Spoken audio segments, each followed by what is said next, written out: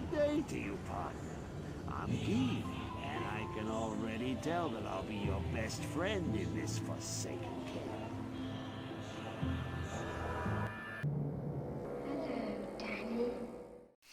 Hey guys, Wheat Solo here, aka the Skeleton King.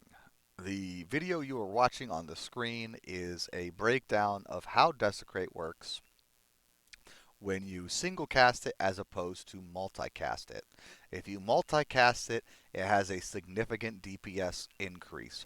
I thought it was around 35%. Rinrin thinks it can be as high as 60%. Now, if you want how Rinrin tested this, I'm going to put this image in the video. You can pause and then do whatever you want with it. I think it is interesting test. I do kind of understand it. I don't know if I completely understand it, but I think if I read it again, I would.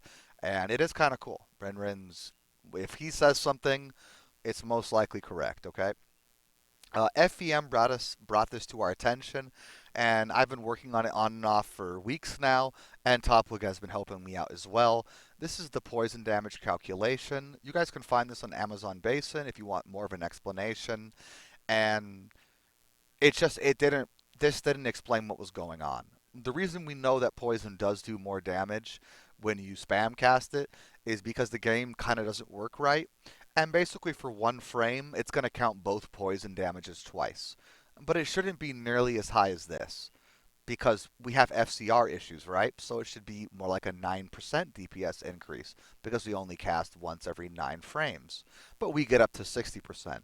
So basically, it's next hit delay, last collision bullshit. Desecrate has broken hitboxes. It stays in the enemy's hurt box and repoisons them consistently.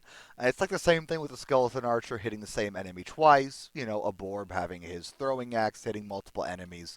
The game's just old, doesn't work right. Or I don't know, maybe some of this was intended. I don't think it was. I don't think any double hits was intended by the game developers. But maybe they kind of knew it happened anyways and thought it was cool. Who knows? Go talk to David Brezik. He might know. Yeah, what's this other thing we got going on here? These are the Woogs calculators, okay? And we're at view only. So how do you do this? Because, like, oh, I can't change anything. This is so dumb. Oh, man, Woogs, you're so stupid. All I can do is look at your damage, not mine. Well, here's what you do, guys. Make a copy, okay? My drive, sure. Wow. Wow. Takes a few moments, and then you guys can do with it as you will. For Corpse Explosion, one of the cool things is if you're fighting enemies that aren't Doom Knights, which are incredibly tanky, let's say 25 PDR. By the way, most enemies in Hell have around 25-ish PDR. More than that, really. Some have less. So I guess you could say 30 to average it out a little bit. And let's go 50 fire res. That's pretty high. You know what that means? You're close to one-shotting. And what does that mean? Corpse Explosion might be faster than DP. But guess what? For all you DP fans out there, we got a calculator for you too. And, oh, well, that's not smart.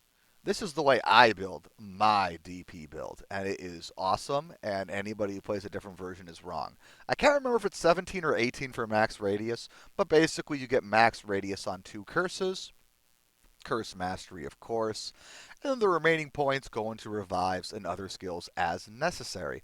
So why would you play it like this? And by the way, Fuzzy has tried a similar version out in-game and says it does work. It's not his preferred. Your extra points go into revives. Why? Witches. Why?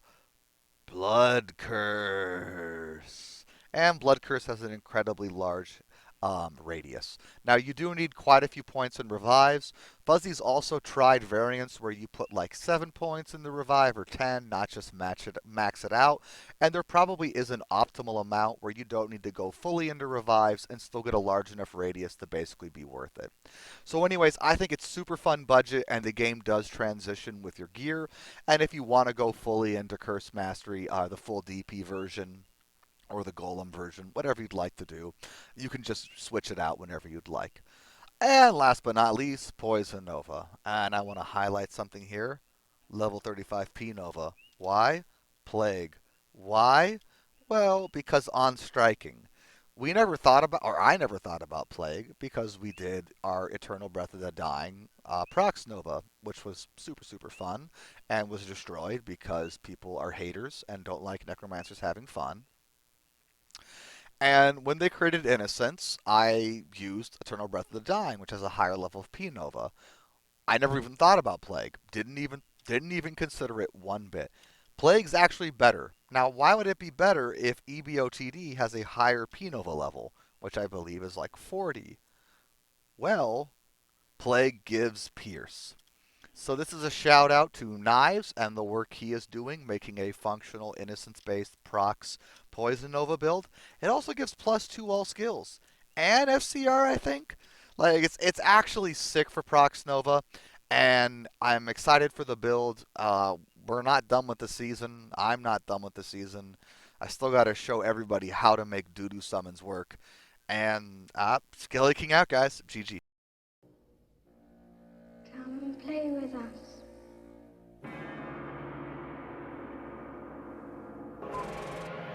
Come and play with us, Danny.